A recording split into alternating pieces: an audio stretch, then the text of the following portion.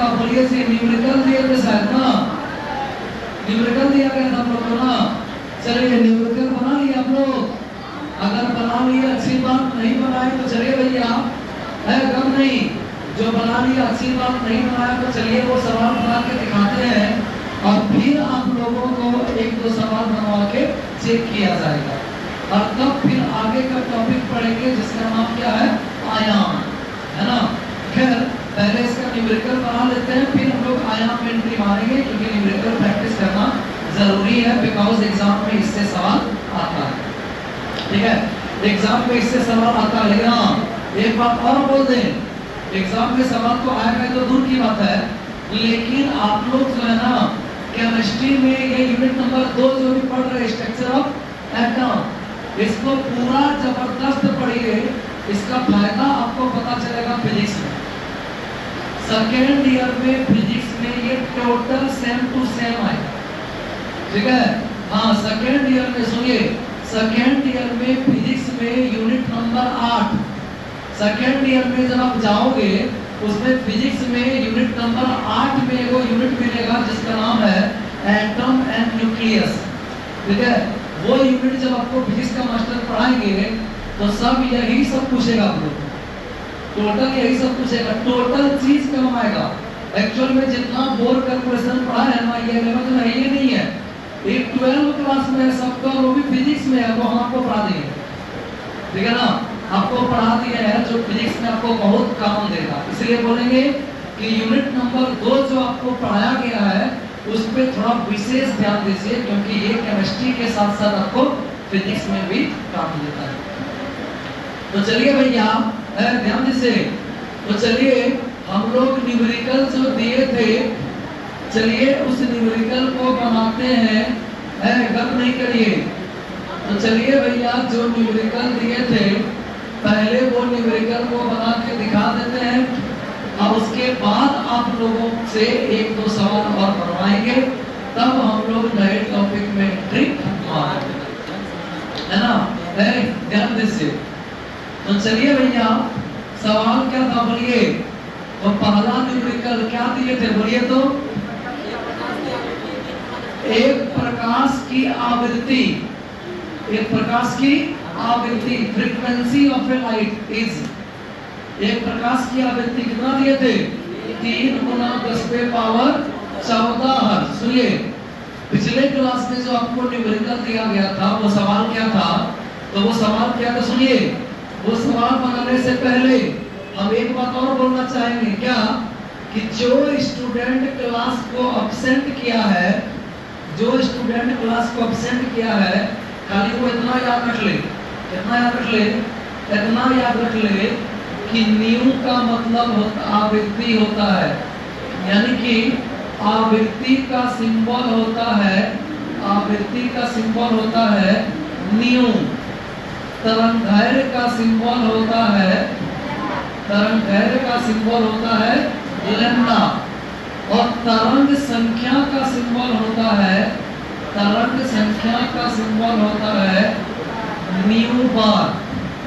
ठीक है, जो बच्चा क्लास अब्सेंट किया है वो स्टूडेंट से भी सवाल आराम से बन जाएगा। क्या होता है तरंगदैर्घ्य, क्या होता है आवृत्ति, क्या होता है तरंग संख्या, अगर नहीं हो पढ़ा है ना फिर भी वो बच्चा सवाल बना लेगा। बस इतना याद रखे, कितना याद रखे कि आवृत्ति का सिंबल क्या होता है बोलिए? तो न्यू, तरंगदैर्घ्य का सिंबल क्या होता है? लैम्डा, और तरंग संख्या का सिंबल क्या होता है? न्यू। और इसके साथ साथ आपको 2 फॉर्मूला भी याद रखना है। क्या? एक फॉर्मूला न्यू बराबर c/λ, जहां c होता है प्रकाश की चाल, जहां c होता है प्रकाश की चाल जिसका मान फिक्स है 3 × 10⁸ मीटर/सेकंड, और न्यू बार बराबर होता है 1/λ। तो जो स्टूडेंट अगर पहले का क्लास अब्सेंट भी किया है ना भैया, पहले का क्लास अब्सेंट भी किया है, केवल ये इतना याद रख ले कि न्यू का आवृत्ति का सिंबल न्यू होता है, तरंगदैर्घ्य का सिंबल लैम्डा होता है, तरंग संख्या का सिंबल न्यू बार होता है ना, और न्यू बराबर होता है c/λ, न्यू बार बराबर होता है 1/λ। इतना याद रख लेगा ना तो सवाल सभ्य तो उससे बनेगा। तो चलिए पिछला क्लास में जो सवाल दिए थे वो क्या था, पढ़िए। एक प्रकाश की आवृत्ति, सुनिएगा क्वेश्चन क्या बोला है, एक प्रकाश की आवृत्ति, आवृत्ति दिया गया है कितना, आवृत्ति दिया गया है कितना दिया है, आवृत्ति दिया गया है 3 गुना 10 पे पावर 14। अच्छा अच्छा, ये तो आदत बन गया लिखने का, जैसे 3 लिखते हैं पावर 8 लिखा जाता है, ठीक है। चलिए प्रकाश का चाल सुनिए भैया। तो आवृत्ति क्या दिया है, क्वेश्चन पढ़िए। एक प्रकाश की आवृत्ति 3 गुना 10 पे पावर 14 हर्ट्ज है। इसका मतलब क्या दिया है, आवृत्ति दिया है, मतलब क्या दिया है, न्यू दिया है। अभी अभी बताए हैं आवृत्ति का मतलब न्यू, ठीक है, आवृत्ति का मतलब न्यू, इसका मतलब न्यू दिया है कितना, 3 गुना 10 पे पावर 14। और मांगा क्या है, बोलिए, मांगा है क्वेश्चन, इसकी तरंग संख्या ज्ञात करें। इसकी तरंग संख्या, तरंग संख्या मतलब क्या मांगा है, न्यू मान, समझ में आया ना। अब इतना आसान से अब क्या करेंगे, इससे आसान कुछ नहीं हो सकता है। तरंग संख्या मांगा है मतलब क्या मांगा है, बोलिए, न्यू बार मांगा है। तो न्यू बार मांगा है, तो न्यू बार के लिए आपके पास फॉर्मूला होता है क्या, न्यू बार बराबर 1 बाय लैम्डा। यानी न्यू बार निकालने के लिए आपको क्या चाहिए, लैम्डा चाहिए। न्यू बार निकालने के लिए क्या चाहिए, लैम्डा चाहिए। लेकिन क्वेश्चन में लैम्डा नहीं, क्या दिया है, न्यू दिया है। क्वेश्चन में क्या दिया है, न्यू, निकालना है क्या, न्यू बार। तो न्यू बार निकालने के लिए क्या चाहिए, लैम्डा चाहिए। लेकिन क्वेश्चन में लैम्डा नहीं दिया है, क्वेश्चन में क्या दिया है, न्यू दिया है। तो न्यू दिया है, आपको निकालना है न्यू बार, तो न्यू बार को लैम्डा चाहिए। तो लैम्डा दिया नहीं है, इसका मतलब पहले लैम्डा निकालना पड़ेगा। तो लैम्डा किससे निकलेगा, तो न्यू से लैम्डा निकलता है। देखिए न्यू से लैम्डा निकलता है, न्यू दिया है ना, तो वहां से लैम्डा निकल जाएगा। बच्चे न्यू बराबर c बाय लैम्डा। तो सबसे पहले आप क्या करिए, सबसे पहले आप एक फॉर्मूला लगाइए। We know that, हम लोग जानते हैं, क्या जानते हैं, न्यू बराबर c बाय लैम्डा, न्यू बराबर c बाय लैम्डा। तो लैम्डा बराबर क्या हो जाएगा, बोलिए, लैम्डा बराबर c बटा न्यू। लैम्डा बराबर क्या हो जाएगा, लैम्डा बराबर c बटा न्यू। तो c का मान कितना होता है, c का मान 3 गुना 10 पे पावर 8। और न्यू का मान, न्यू का मान तो देवे किया है, न्यू का मान दिया है, कितना दिया है, 3 गुना 10 पे पावर 14। ठीक कट गया, यानी लैम्डा बराबर क्या हो गया, 3 बटा 3, यानी 1 गुना 10 पे पावर -6। ऐसे आप 10 पे पावर -6 भी डायरेक्ट लिख सकते हैं, पर ऐसे लिखना थोड़ा बढ़िया लगता है, स्टैंडर्ड लगता है देखने में। आप डायरेक्ट लिख सकते हैं 10 पे पावर -6, पर ऐसा लिखने थोड़ा स्टैंडर्ड लगता है देखने में, है ना। 1 गुना 10 पे पावर -6, हाँ जी जी जी, सी मतलब प्रकाश की चाल, जिसका मान होता है 3 गुना 10 पे पावर 8, है ना। चलिए, तो ये लैम्डा निकल गया, मतलब क्या होता है लैम्डा का। अब जैसे लैम्डा निकला, अब आप वो आराम से निकाल लीजिए जो मांगा जा रहा है। तो क्या मांगा जा रहा है, न्यू बार मांगा जा रहा है। क्या मांगा जा रहा है, न्यू बार। देखिए इधर, तो न्यू बार बराबर क्या होता है, न्यू बार बराबर 1 बाय लैम्डा। तो न्यू बार बराबर 1 बाय लैम्डा। तो न्यू बार बराबर 1 बाय लैम्डा का मान 1 into 1 देखने पहले बढ़िया लगता है, इसलिए दिया है। नहीं तो डायरेक्ट भी 10 5 लिख सकते थे, पर देखने बढ़िया लगता है, ठीक है ना, देखने बढ़िया लगता है, इसीलिए लड़की लोग भी मेकअप करती है, इसलिए देखने बढ़िया लगे, तो ऐसे भी ठीक है ना। तो चलिए मेकअप थोड़ा कर लेता थोड़ा और अच्छा लगता है ना। तो चलिए भैया ध्यान दीजिए। हाँ, हालांकि लड़का लोग नहीं करते, लड़का लोग ऐसे भी अच्छा बढ़िया लगता है ना। तो चलिए भैया, हाँ अब देखिए, तो हम लोग लड़का लोग जल्दी नहीं करते हैं।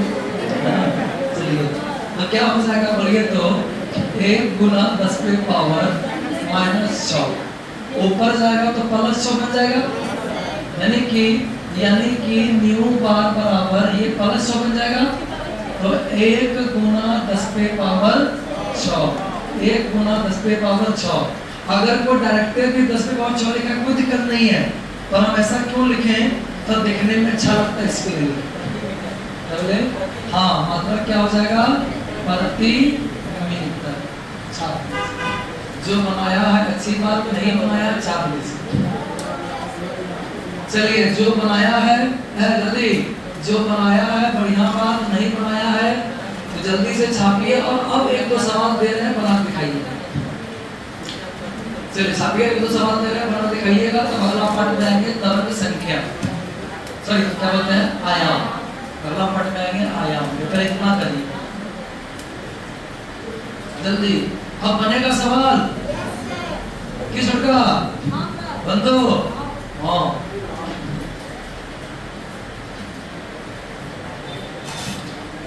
अरे वाह, बस आपको खा रहा है। कल जो है, कल को पानी में ना 2 साल के बाद क्रिकेट खेले, 2 साल के बाद ना क्रिकेट खेले, तू बॉलिंग नहीं कर लिए, हम जो गलत कर रहा है वो पार्क वाला वो फील्ड में पानियों में ठीक रहता है बॉलिंग। अब हाँ देखिए, अब डिपेंड करेगा। देखिए क्वेश्चन दिया है मात्रा घन प्रति मीटर, लेकिन ज्यादातर आपको क्वेश्चन देगा ना वो सेंटीमीटर दिया गया है। बोले ना क्या चेंज करेगा, पूछेगा तो चेंज करेगा। ऐसे आंसर सेंटीमीटर में दे दिया, कोई दिक्कत नहीं। तो डिपेंड करेगा कि हमको, हाँ ठीक है, ऐसे पूछेगा। देखिए डिपेंड करेगा, यहाँ 100 से बाहर देना पड़ेगा, है ना। मीटर को सेंटीमीटर में चेंज करके 100 से गुना करते हैं, पर यहाँ पर मीटर है तो पर मीटर गारंटी है तो 100 से भाग देना है ना, कर सकते हैं। एग्जाम में देखना आपको ऑप्शन किसमें दिया है, जरूरी थोड़ा है। एग्जाम यही करता है, ज्यादातर जितना एनसीईआरटी किताब में क्वेश्चन दिया है सेंटीमीटर में दिया है, बस वो एग्जाम में देता है मीटर में। बच्चा क्या करता है, जल्दीबाजी में इकाई नहीं देखता है, नंबर देता है। तो आपको जिसमें दे सकता है वो, है ना। ये एसआई मतलब क्या हो गया इसका, उसमें रखे हैं, एसआई में रख रहे हैं, ठीक है। चलिए हो गया। चलिए भैया अब आगे बढ़िए, नेक्स्ट। चलिए हो गया, चलिए नेक्स्ट। चलिए भैया एक सवाल आप लोग बना कर भी दिखाइए, 1 से 2 सवाल और चेक करेंगे तब आगे की दुनिया में आपको प्रवेश कराएंगे। चलिए भैया लिखिए जल्दी से, लिखिए एक प्रकाश की तरंग संख्या, एक प्रकाश की तरंग संख्या, एक प्रकाश की तरंग संख्या इंग्लिश में बोल देंगे wave number of A light, wave number of A light. एक प्रकाश की तरंग संख्या 2 गुना 10 पे पावर 6, 2 गुना 10 पे पावर 6 प्रति सेंटीमीटर है। हाँ ऐसे ही करेगा प्रति सेंटीमीटर। तो गारंटी हम आंसर किसमें देंगे, सेंटीमीटर में देंगे, है ना। क्या लिखे हैं, एक प्रकाश की तरंग संख्या wave number of A light is 2 गुना 10 पे पावर 6 प्रति सेंटीमीटर है। हो गया, प्रति सेंटीमीटर है। लेकिन इसकी आवृत्ति ज्ञात करें। तो सेंटीमीटर में मीटर बदलना पड़ेगा क्योंकि आवृत्ति का मतलब है क्या, हर्ट्ज पर सेकंड। तो वो ऐसा ही नहीं है, तो पहले ऐसा ही डालना पड़ेगा। हाँ चेंज करना पड़ेगा इसको। हाँ तो इसकी आवृत्ति ज्ञात करें, क्योंकि वो जब एसआई में है इसको भी सही बनाना पड़ेगा ना। आवृत्ति का आपको एसआई में लिखना है हर्ट्ज, आवृत्ति इसको भी चेंज करना पड़ेगा। क्या लिखें इंग्लिश में, wave number of A light is 2 into 10 पे पावर 6 पर centimetre. Calculate the frequency of light, calculate the frequency of light. चलिए बना के दिखाइए।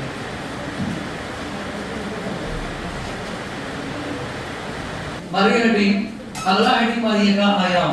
चलिए आज बारिश रुक गया, छोड़ दें ट्रैक्टर खुल दीजिए, नहीं तो फिर होगा तो फंस जाइएगा।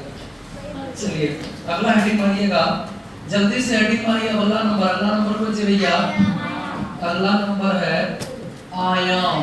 इंग्लिश में कहा जाता है एम्पलीट्यूड।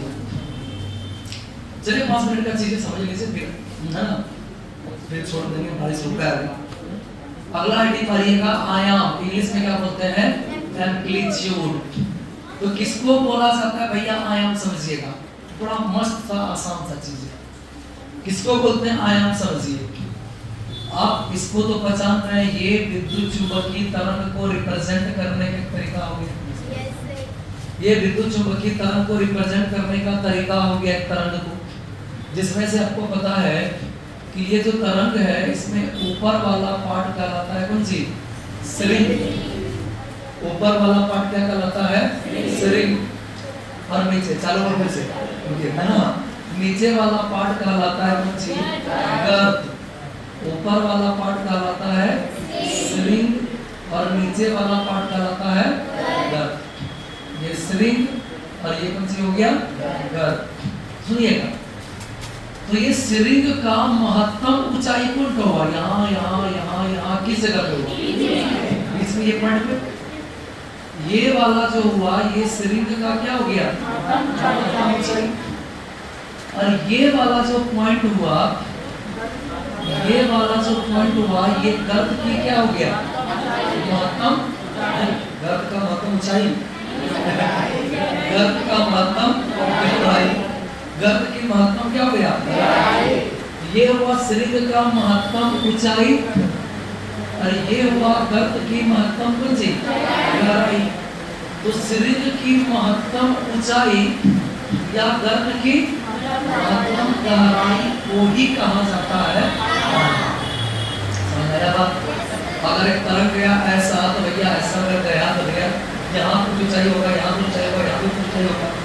तो उसमें जो महत्तम ऊंचाई, उस महत्तम ऊंचाई को ही कहा जाता है। तो जरूरी आयाम और गर्त की महत्तम गहराई को बोलता है क्या? यानी कि किसी विद्युत चुंबकीय तरंग के, किसी विद्युत चुंबकीय तरंग के स्ट्रिंग की, किसी विद्युत चुंबकीय तरंग के स्ट्रिंग की महत्तम ऊंचाई एवं गर्त की महत्तम गहराई को ही आयाम कहा जाता है। इसे डिनोट किया जाता है साई द्वारा, है ना, इसे डिनोट किया जाता है साई द्वारा। हाँ, नया नया सिंबल मिलेगा, याद रखिएगा। इंटरमीडिएट नया नया सिंबल मिल गया। फिजिक्स में तो ईटा बेटा बहुत मिला होगा आपको, ऐसे ईटा पता मिला कि फिजिक्स में नहीं मिला? याद करो, ओमेगा ओमेगा तो ईटा पत्थर। हाँ, धीरे नया नया सिंबल मिलेगा, ठीक है। इसको बोला जाता है कौन सी?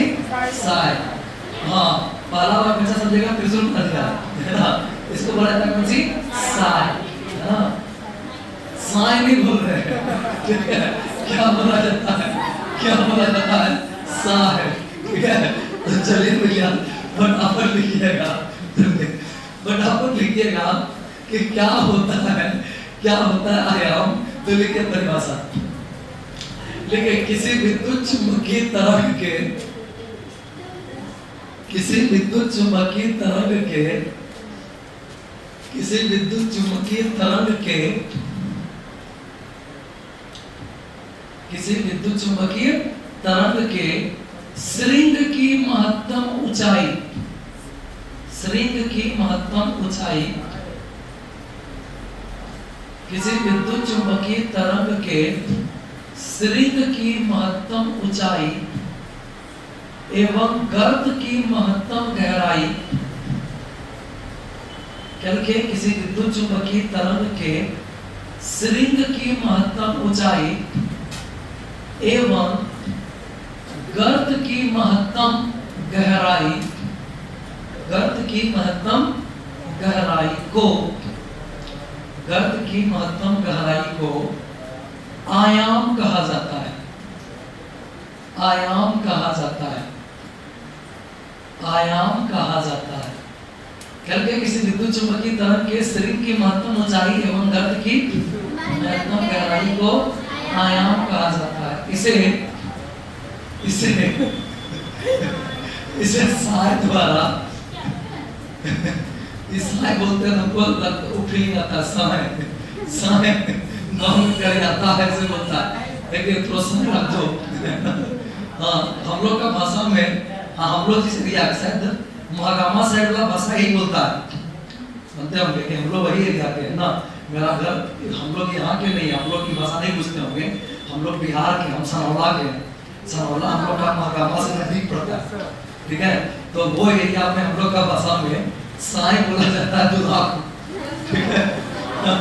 साई बोला जाता है दूल्हा, कभी बता ना आगे तो हरा तो रे साई लग जाए छोरे तो रे साई लग, तो वही साई हमको वो फीलिंग देता है, ठीक है।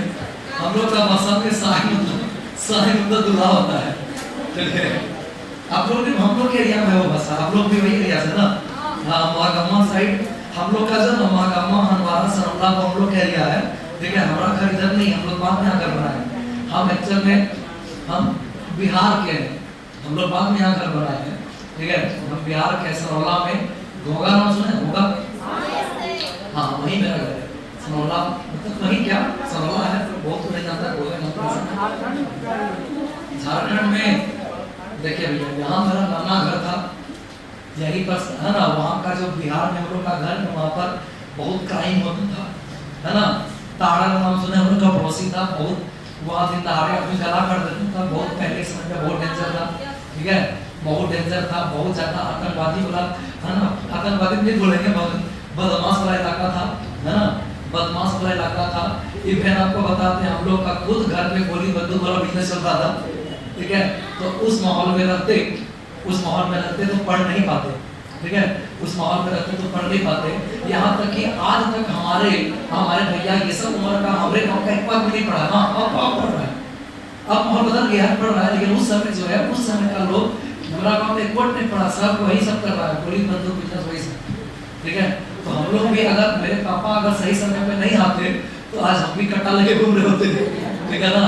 अब सर का फैन होते सर का फैन होते, है ना।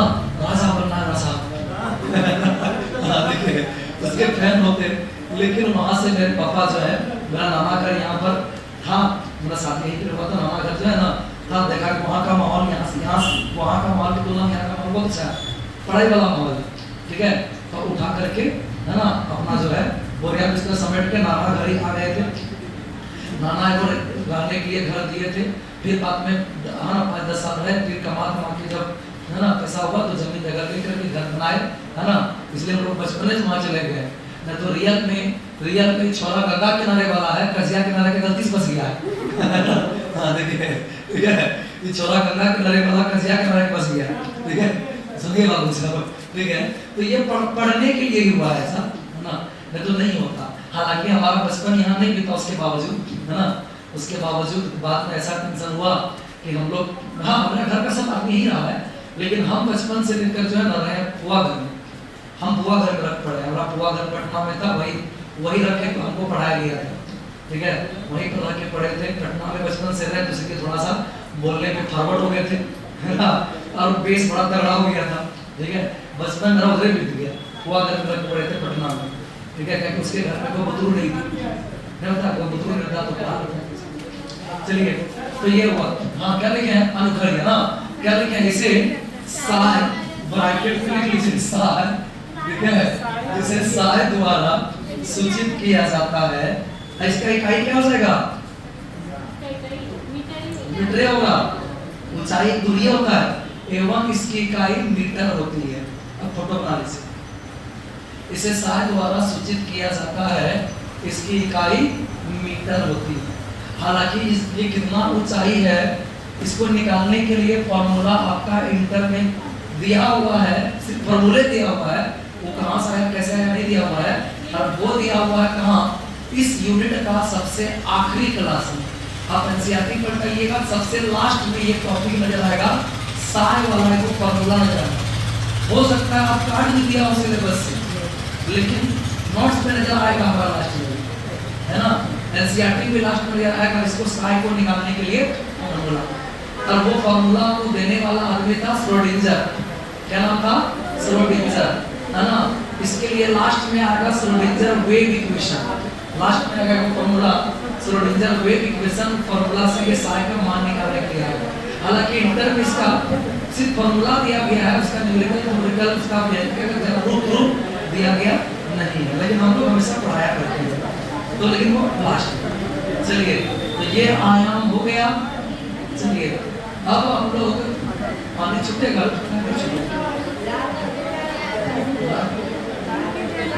चलिए हेडिंग मारिए अगला कला। चलिए अगला हेडिंग मारिए लास्ट कला। इसका न्यूमेरिकल जगह नहीं छोड़ना है, क्योंकि इसका न्यूमेरिकल भैया नहीं है में, ठीक है, तो जगह नहीं छोड़ना है। हाँ, लास्ट में कोई इक्वेशन है केवल, लेकिन खाली इक्वेशन है, कहाँ से आया नहीं दिया। हालांकि हम लोग उसको कहाँ से आया बताते हैं, लेकिन अंत में, अभी नहीं। आपको जगह को नहीं छोड़ना इसके सवाल के लिए, लेकिन इसका सवाल इंटर में ये नहीं, इसका सवाल बीएससी में आता है, बीएससी पार्ट 1 हो गया। चलिए भैया, बीएससी पार्ट 1 में जब केमिस्ट्री ऑनर्स वाला सबको पढ़ाया करते थे पहले, तो इसके सवाल से पढ़ा करते थे।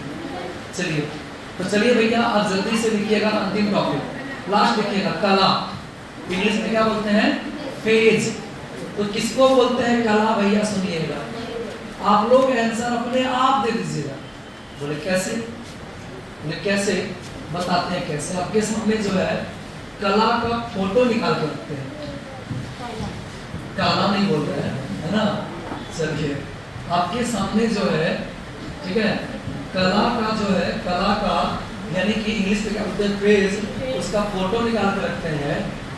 हो सकता है कि फोटो देख करके ही उसका डेफिनेशन आपके दिमाग में आ जाए। बड़ा आसान है, देखते हैं आप लोग दिमाग लगा के, फोटो को देख करके परिभाषा बना सकते हैं। हो सकता है कि फोटो को देख करके ही आप उसका फोटो बना सकते हैं, है ना। मतलब फोटो को देख के उसका फोटो बना सकते हैं, तो बने में करेंगे, फोटो को देख करके उसका परिभाषा बना सकते हैं। तो चलिए भैया देखते हैं, ऐसा इमेज से खोले ना, नेटो स्लो काम कर रहा है।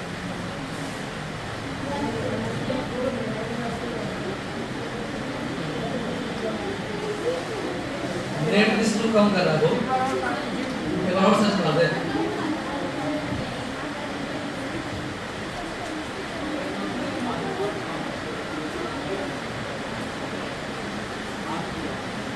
जल्दी खोलो, जल्दी खोलो, नेट बहुत स्लो काम कर रहा है।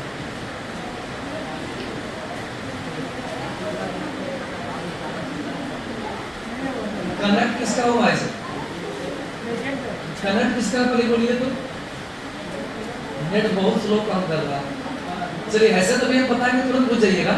अच्छा हमरे है, वो दूसरा कर दीजिए, हमरे नेट बात करते हैं, तो दूसरा दीजिए, तो नेट जी कनेक्ट करते हैं। इसमें किसी का है दूसरा? आशीष बाबू, और क्या बोले? स्लो चल रहा है। किसी का 5G पकड़ा है? कौन सा? Realme C1 P1 5G। Password बोलिए। 1 से 9 तक।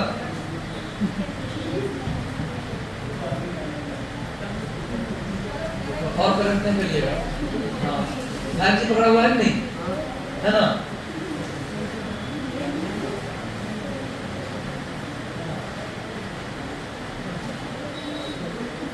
हाँ, इसका फटाफट काम कर रहा है, इसका काम फटाफट काम कर रहा है।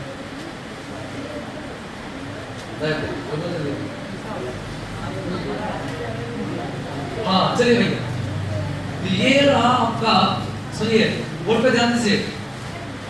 ये जो आपको फोटो नजर आ रहा है, इसी फोटो में जो थीटा था, थीटा यही सिंबल है किसका? कला का, यानी फेज का। तो अब बताइए परिभाषा बता सकते हैं क्या होगा? गौर करिए, ये डिस्टेंस है, कितना पता चलेगा? डिस्टेंस है किसके बीच का? ये देखिए, ये एक वो तरंग है, ये जो तरंग है देखिए, इस तरंग का ये है मध्य बिंदु, मध्य बिंदु है, यहाँ से इधर स्त्रीलिंग है, इधर से गर्भ है। ये एक तरंग है, इस तरंग का ये है मध्य बिंदु। हाँ, तो दो को तरंग है ना, क्योंकि इसी को मध्य बिंदु नहीं बोलेंगे।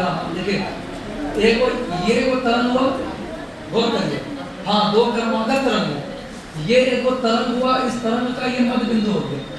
मध्य बिंदु मतलब वो पॉइंट जहाँ से सिरिंग और गर्त बराबर है ना। यहाँ से इधर सिरिंग और इधर कौन सी हो गया, तो ये उसका क्या हो गया, मिडिल पॉइंट, मध्य बिंदु है ना। अब ये वाला देखिए, ये जो तरंग है, ये जो तरंग जरूरी नहीं यहाँ बनाना, यहाँ बना सकते हैं है ना। ये जो तरंग है, अब देखिए इस तरंग का मध्य बिंदु कौन है, ये होगा।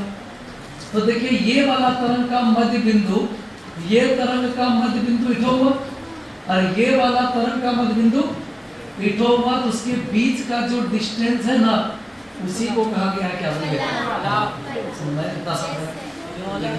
हाँ अलग अलग तरंग, सेम नहीं, अलग अलग तरंग। ये अलग तरंग, ये अलग तरंग। कला जब भी बनेगा, कला जब भी बनता है तो एक तरंग से नहीं बन सकता। यही वजह है कि आप लोगों का सिलेबस में कला नहीं दिया है, कि यहाँ आपका 11th में खाली इकलौता तरंग का बात किया। समझ में आ गया। कला यानी फेज जब भी बनेगा, तो फेज यानी कला जब भी बनेगा तो दो तरंग के बीच में। समझ आ गया। तो परिभाषा क्या बोलेंगे, दो क्रमागत तरंग, हो सकता है वो और तरंग को बना दे सकता, तो दो हाँ भिन्न भिन्न लेकिन क्रमागत होना चाहिए। अगर हम 5 गो तरंग बना देंगे क्या ये रोड का बिट कर देंगे, नहीं, दो एक के बाद एक बार आता है। हाँ, दो है ना भिन्न भिन्न क्रमागत तरंगों है ना, दो भिन्न भिन्न क्रमागत तरंगों से भिन्न भिन्न बोलते हैं, कंसेप्ट क्लियर हो जाता है। नहीं के ऊपर टेंशन नहीं है, पर बोल देते तो क्लियर हो जाता है ना। दो भिन्नात्मक, हाँ सुनने में अच्छा लगेगा, दो भिन्नात्मक क्रमागत तरंगों के मध्य बिंदु, दो भिन्नात्मक क्रमागत तरंगों के मध्य बिंदु के बीच की दूरी को कला लिख लीजिएगा अपने आराम से। इसे थीटा द्वारा सूचित किया, इसको छाप लीजिए, छाप लीजिए। चलिए लिख लीजिए, इसको छाप लीजिए। क्या परिभाषा बोलेंगे, हाँ यस सर। अब फिर लिखिएगा, क्या लिखिएगा, दो भिन्नात्मक क्रमागत तरंगों के, दो भिन्नात्मक क्रमागत तरंगों के, इंग्लिश में लिखा है कि नहीं है, अच्छा इंग्लिश में बोल देते हैं। पहले आप एक काम करें, परिभाषा के लिए जगह छोड़िए 3-4 लाइन, फोटो बनाइए। जब है ना, जब सबका हो जाएगा तब आपको फोटो लिखा देंगे। दो भिन्नात्मक क्रमागत तरंगों के मध्य बिंदुओं, दो टोके बिंदुओं लग जाएगा, मध्य बिंदुओं के बीच की दूरी को, मध्य बिंदुओं के बीच की दूरी को आयाम कहा जाता है, कला कहा जाता है, सॉरी कला कहा जाता है। इसे थीटा द्वारा सूचित किया जाता है। फोटो बना लीजिए। हाँ, इसके लिए फॉर्मूला नहीं मिलेगा, एक पहले इंटर में मिलवे नहीं करेगा फॉर्मूला दूर का। हम तो शुरू में बोल दिए थे ना कि आपको इंटर में क्या मिलेगा, चारे को मिलेगा, काला बिल्कुल नहीं मिलेगा। मारे भी पकड़ के ना, ठीक है। अच्छा इकाई बोला है, अच्छा ठीक, हमको काय सुनने में लगे, हमको सुनने लगा काय कर रहा है, इकाई, हाँ ठीक है। हाँ ये भी तो डिस्टेंस है, हाँ लेकिन थीटा सुन के हमेशा एंगल नहीं पूछिएगा, ठीक है। ये तो सिंबल से दिया गया थीटा, लेकिन थीटा सुन के एंगल नहीं समझिएगा। हाँ थीटा सुन ना, थीटा सुन के एंगल समझेगा, दूरी है ये, हाँ दूरी है मीटर में, दूरी है मीटर में, हाँ दूरी है मीटर में। हाँ थीटा सोच के एंगल में समझिएगा इसको, बस थीटा सिंबल दे दिया गया है। ऐसे थीटा तो एंगल के लिखता था, लेकिन यहाँ पर सिंबल थीटा दिया गया। हो गया। चलिए ये विद्युत चुंबकीय तरंग वाला पूरा पाठ खत्म हो गया। अब आपको हम कल के क्लास में पढ़ाएंगे हाइड्रोजन स्पेक्ट्रम, जो कि इस यूनिट का सबसे इंपॉर्टेंट टॉपिक में से एक है। ऐसे बारिश मौसम में क्यों पढ़ाते कम चलेगा, नहीं क्यों पढ़ा दें तो मैक्सिमम जनसंख्या क्या है वो देगा, क्योंकि इसमें गदारी हो जाएगा फिर, क्योंकि यूनिट का सबसे मेन टॉपिक, तो यूनिट का सबसे मेन टॉपिक है, इस पर गदारी नहीं करेंगे ना। क्योंकि हाइड्रोजन स्पेक्ट्रम अगर भैया नहीं पढ़ा हो तो आगे ये यूनिट तो छोड़िए, सेकेंड ईयर में भी फिजिक्स में तो क्वेश्चन आता है हाइड्रोजन स्पेक्ट्रम वाला, तो वो नुकसान दे देगा बहुत अच्छा को। मतलब बच्चा बोलेगा कि अपसेट नॉर्मल के जगह ना छुटा छुटा पानी पड़ा, हम लोग का छुटा दुनिया से लग पड़ा है ना। तो हाँ, अगर नॉर्मल टॉपिक रहता है इसके आगे तो कर देते, लेकिन टॉपिक जो आगे वो इम्पोर्टेंट है, इम्पोर्टेंट नहीं है, बहुत इम्पोर्टेंट। हाइड्रोजन स्पेक्ट्रम कल को उसकी शुरुआत करेंगे, कल हाइड्रोजन स्पेक्ट्रम पढ़ेंगे, उसके बाद एक आएगा प्लांक का क्वांटम सिद्धांत। मतलब जितना टॉपिक आएगा सब 12 का फिजिक्स में पूछने वाला है, मतलब सब इम्पोर्टेंट सब है, ठीक है। चलिए मिलते हैं कल। किसी को भीगने का मन करे तो जा सकते हैं, नहीं भीगने का मन करे तो रुक के यहीं पर पढ़िए। किसी को भीगने का मन करे तो जा सकते हैं, नहीं तो यहीं बैठ के पढ़िए। बाकी हम आप क्रिकेट खेलो, हाँ फोटो मान लीजिएगा, ऐसा इंग्लिश मीडियम वाला लिखिएगा, चलो जी हम करते भाई।